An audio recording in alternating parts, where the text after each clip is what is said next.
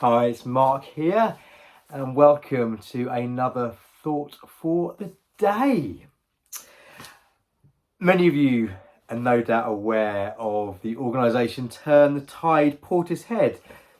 Wonderful group of volunteers who care for our town and who lead by example, who organise regular litter picks and beach cleans. They provide education on how we can better care for the beautiful world around us. You might remember, actually, if you attend, one of our Sunday services, or indeed get our newsletter, we even invited people, if they wanted to miss one of our Sunday services and to get involved in one of the monthly big clean litter picks that Turn the Tide organise. It's wonderful to be part of good stuff in our community, and also see where those potentially outside of the church can teach us about what is on God's heart. If you've ever done a litter pick, you'll know that it involves taking a litter picker, a bag, and walking around a particular area looking for rubbish to pick up. And there's a couple of things I notice whenever I do this. Firstly, I'm always a little disheartened by just how much litter and rubbish there is, even in a small area. The other thing I often notice is that having done a litter pick for, say, about an hour, I'm so much more attuned to seeing litter everywhere. I walk home and I suddenly notice those sweet wrappers, cigarette butts, crisp packets I might otherwise have walked past.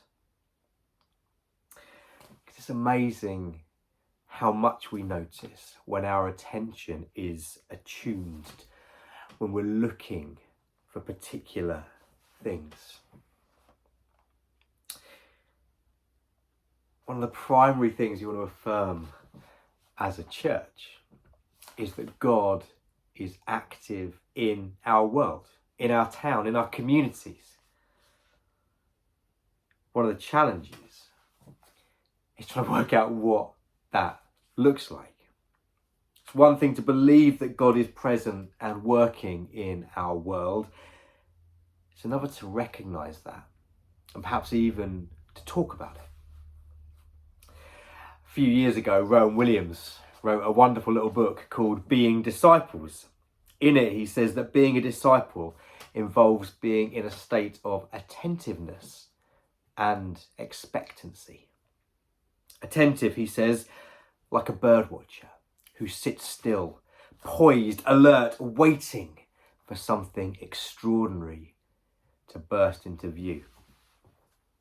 And also expectant, in the sense that there's always something about to break through from the Master. Something about to burst through the ordinary and uncover a new light in the landscape.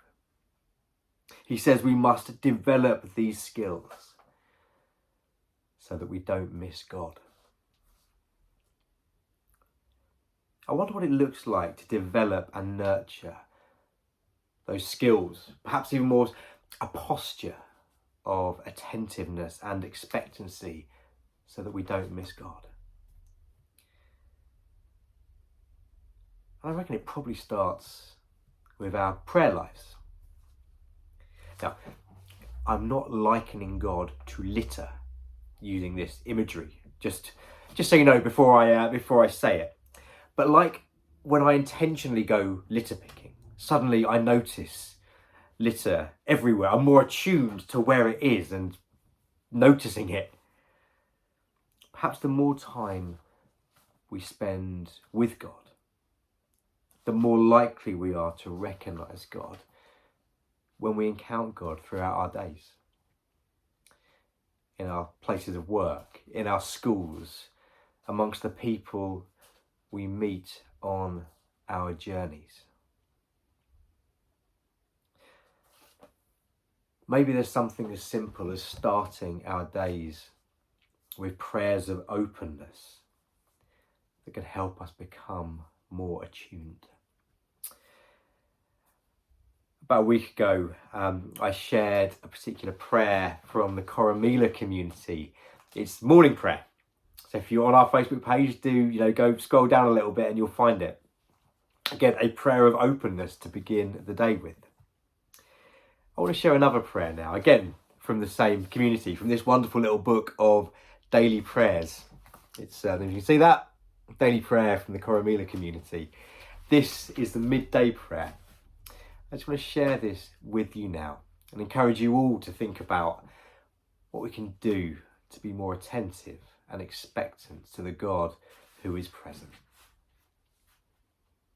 And feel free, of course, you can use this prayer in your own